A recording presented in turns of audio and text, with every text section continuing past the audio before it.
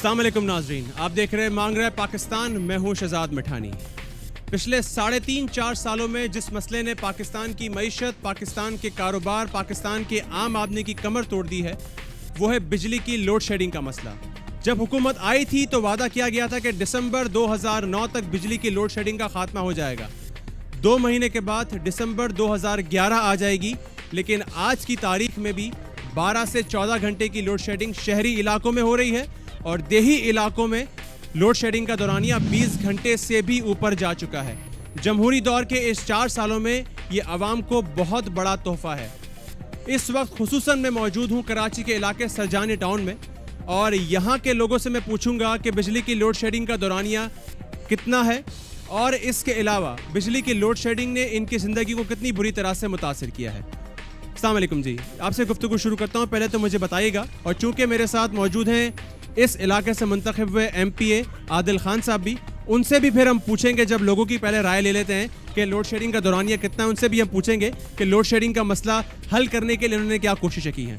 जी जनाब, बताइए। 12 से 14 घंटे तो लोड शेडिंग है। उसके अलावा हमारी 3 PNT'याँ जली हुई हैं। हमने आदिल भाई के से आगे बताया कि जी हमारी ये हालत है, हमारे बच्चों की ये हालत है, आकर देखें। उस टाइम इन्होंने एक मीटिंग बुलवाई केस यालों की, जिसमें कि बाला अफसर आए। उन्होंने 2 PNT'याँ मंजूर की, 1 PNT लगी और 1 PNT अभी तक नहीं लगी, जिसमें 4D का एरिया जो है, पिछला एरिया इस टाइम बिल्कुल अंधेरे में पड़ा हुआ है। बिल्कुल लाइट नहीं है, बिल्कुल लाइट 24 घंटे बिजली बंद, लाइट नहीं है 24 घंटे के लिए। अंदाजन कितने अफराद मुतासिर हो रहे होंगे उससे? तकरीबन 300 घर आप इसमें मुतासिर हो रहे हैं। 300 घर। अच्छा, और उसके अलावा कितने अरसे से नहीं है अंदाजन? तकरीबन 2 माह हो गए इसको। 4D का इलाका सरजानी टाउन का 2 माह से 1 मिनट के लिए बत्ती नहीं आई है, जिसको के आदिल भाई के मीटिंग बुलाने पर उन्होंने ये प्रॉमिस किया था कि हम आपको 2 PNT देंगे।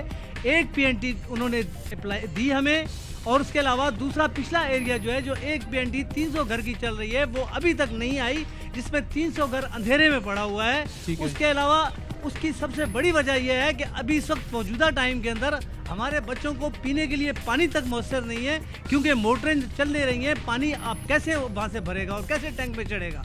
ठीक है, इस टाइम हमारी गली कूचे जितने हैं उसमें घुटने घुटने पानी खड़ा हुआ है। सीवेज का निजाम इतना बुरा है। ये जो हालिया बारिशें हुई थी उसके बाद से अभी तक बिल्कुल नहीं जी जनाब, बिल्कुल।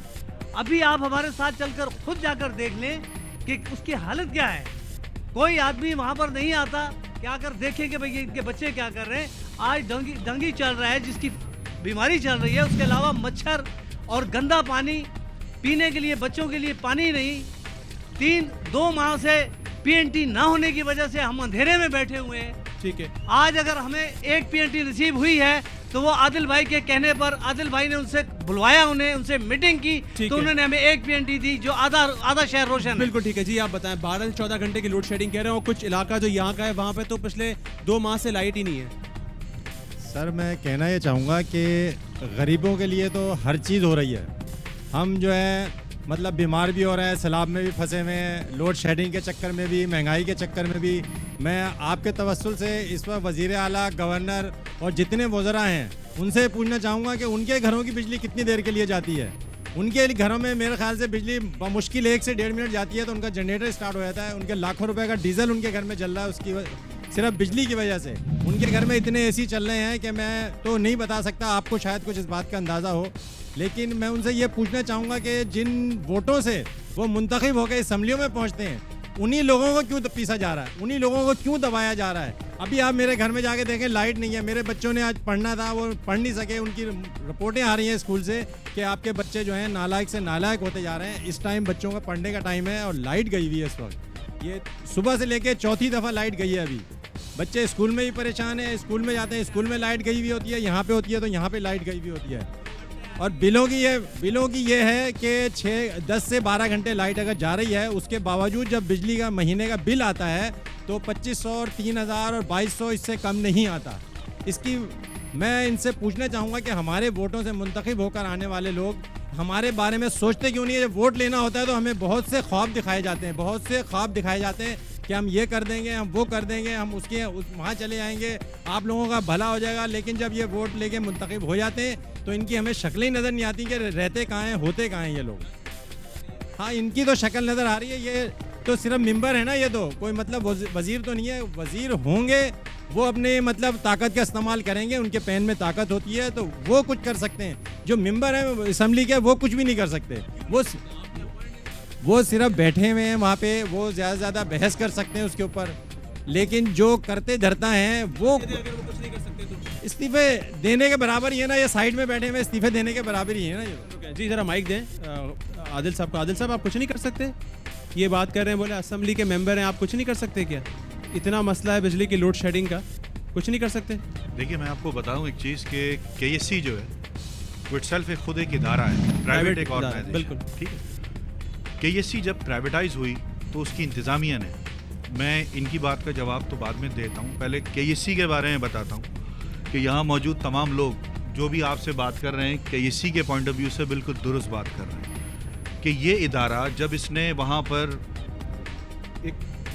जब एक इदारा है, आप उस इदारे को ले रहे होते हैं, कंसीव कर रहे होते हैं, मुआहदे पे साइन कर रहे होते हैं, सिग्नेचरी हैं आप उसके, तो आपको ये पूरा पता होता है कि ये कितने लॉसेस में जा रहा है, इसकी फॉर्मेशंस कहाँ तक हैं, ये कितना फ़ायदे में और इसके क्या मामलात हैं। मैंने आज तक ऐसा कोई मुआहदा होते हुए देखा नहीं है कि जो खसारा शो करता हो और आप उस फर्म को ले रहे हो। लेकिन सर मैं सवाल दूसरा है, जब आप इनसे वोट लेने आए थे तो क्या आपने कहा था KSC नहीं मैं इनको बताता हूं, बिजली का मसला है वो मैं नहीं हल कर सकता। बताता हूं एक चीज़, मैं सिर्फ अपनी बात नहीं करूंगा, मैं जिस जमात से ताल्लुक़ रखता हूं उस मुत्तहदा कौमी मूवमेंट का ये कभी शार रहा ही नहीं कि वो कभी वादे पर किसी से वोट मांगने आती हो। ना उसने 87 में किसी से वादे किए थे यहाँ पर पुल बनाने के, अंडरपासेस बनाने के, यहाँ के लोगों की सूरत हाल को तब्दील करने के, कराची के अंदर इतना बड़ा सड़कों का जाल बिछाने पे, लियारी में पानी पहुँचाने पे हमने, हमारी क़यादत ने कभी भी किसी भी जगह पर जाकर, ठीक है, ये MQM का शार रहा ही नहीं है। लेकिन सर मसले को हल करना जरूरी है। अब बात आती है कैसे इस करना तरफ, है, इस मसले को हल कैसे करें बताएं। आपने कहा एक PNT आगे बात समझ आई, अब ये मसले को कैसे हल करें? बच्चों के रिजल्ट इफेक्ट हो रहे हैं, यहाँ पे पानी का मसला है, नकासी का निज़ाम नहीं है, क्या कर रहे हैं आप? हम इनकी इस चीज़ को इस तरीके से बखूबी समझते हैं, इन्होंने MQM को हटाकर जिन वज़रा और जिन मुशीरों की बात की है वो तो इनको मिल भी नहीं सकते हैं, ये उनकी शक्ल इनको पता ही नहीं उसकी शक्ल भी कैसी होगी। ये सिर्फ MQM के लोग हैं जो इनको मिल भी जाते हैं, इनकी सुन भी लेते हैं और इनके लिए जहाँ तक कोशिश हो सकती है वो करते भी हैं। KSC के पॉइंट ऑफ व्यू से मैं आपको बताता चलूँ एक बात कि KSC के साथ जितने डेलीगेशंस MQM के मुज़ाकरात करते हैं, इनसे सवाल है, तमाम लोगों से सवाल है, क्या इन्होंने पाकिस्तान की किसी दीगर जमात को कराची के दर्द में मुब्तला कभी देखा? कराची के लोगों के लिए आवाज़ उठाते हुए असेंबली में, चाहे वो नेशनल असेंबली हो, प्रोविंशियल असेंबली हो, MQM के नुमाइंदों के अलावा किसी को देखा? जितने KSC के इजलास होते हैं मॉनिटरिंग के पॉइंट ऑफ व्यू से वो गवर्नर हाउस में होते हैं। वहाँ पर अब बात आती है कि KSC की वो इंतज़ामिया जो यहाँ से रेवेन्यू कमाती है, जो यहाँ से रेवेन्यू जनरेट करती है शहर से, जब बात आती है KSC के नुमाइंदों को हम बुलाते हैं, उनसे बात करते हैं कि जनाब आप ये बताइए कि आपने KSC आंख बंद करके तो नहीं ली थी, ठीक है, आपने बिल्कुल खुली आंखों और रोशन दिमाग के साथ इसको लेकिन लिया आप था ना? उसके वहाँ इस पे वक्त जो जो लोग पोजीशन मौजूद हैं मैनेजमेंट के अंदर, वो अगर मैं उनकी पास परफॉर्मेंस देखूं इंडिविजुअल बेसिस पे, उन्होंने टर्न अराउंड किया है इदारों के अंदर। वो वजह क्या है कि जब वो KSC के अंदर आए हैं तो वो काम नहीं कर रहे। आई थिंक कॉम्पिटेंसी पे तो कोई क्वेश्चन नहीं है, हर बंदा वहाँ पर, मैं ऊपरी लेवल पे बात कर रहा हूँ, हर बंदा वहाँ पे इंतहाई कॉम्पिटेंट है, उसको पता है कि एक डिस्ट्रीब्यूशन कंपनी को किस तरह चलाना है। फिर KSC क्यों नहीं चला पा रहे, क्या मसला है? ये बात तो मेरा ख्याल है आप KSC के किसी तर्जुमान को बुलाते आपकी तो क्या वो स्टडी है जवाब इस पर? देते बेहतर है। ये कॉम्पिटेंसी का मैं इशू है या सिर्फ- विल का इशू है? मैं सिर्फ एनालिसिस करके बता देता हूँ मुख्तसरन आपको कि क्या आपको ऐसा महसूस नहीं होता कि KSC with in KSC multi prong जो उसकी प्रॉब्लम्स हैं उसका शिकार है। कभी वो ये कहते हैं कि उनके पास जो है उनके जो एम्प्लॉयज़ हैं उनके साथ उनको प्रॉब्लम है, ठीक है, कभी वो ये कहते हैं कि जनाब मटेरियल हमारे पास नहीं है, इसकी प्रॉब्लम है। लेकिन मेरा सवाल इन तमाम लोगों की तरफ से उनसे भी यही है कि आखिर ऐसी क्या वजह है कि जब 10 से 12 घंटे डेली एक घर में लेकिन लाइट आप क्या नहीं ये होती कह रहे हैं कि तो उसका बिल कैसे इंक्रीज होता है? बहैसियत MPA यहाँ की आप बिल्कुल बेहिस हैं, आप लाचार हैं, कुछ नहीं कर सकते इनके आगे? क्लियर कर दूं, कुछ नहीं कर सकते? नहीं, मैं आपको क्लियर कर दूं कि MPA का काम क्या है। वी आर लेजिस्लेटर, ठीक है, हम KSC के सरबराह नहीं है, बिल्कुल हम नहीं है। मैनेजिंग डायरेक्टर या चीफ ट्रस्टी नहीं है, दुरुस्त, ठीक। हम सिर्फ ये कर सकते हैं कि उस इदारे को बुलाते हैं, उसको उसकी जो उसका काम है, जो उसकी जिम्मेदारी है, हम अपनी जिम्मेदारी बखूबी निभा रहे हैं। ठीक है। जहां पर जितने भी लोग हमारे पास आते हैं हम उनको एंटरटेन करते हैं। ठीक है। केएससी की मुकामी इंतजामिया हो या अगर वो जिम्मेदारी पूरी नहीं कर रहे, फिर क्या सूबाई असेंबली में मिलकर कोई ऐसा बिल लाया जा सकता है कि जी हाँ। कि कोई इसे टेक ओवर कर ले जी या हाँ। क्या करे, क्योंकि लोगों की मैं आपको जिंदगियां जीर्ण हो गई बताता यहाँ पर। चलूं- मैं आपको बताता चलूं कि केएससी के हवाले से कराची की आवाम जो भुगत रहे हैं, ये अंधेरा, ये रोशनियों का शहर अब नहीं है, सही है। ये अंधेरों का शहर इसको बनाने की कोशिश हो रही है।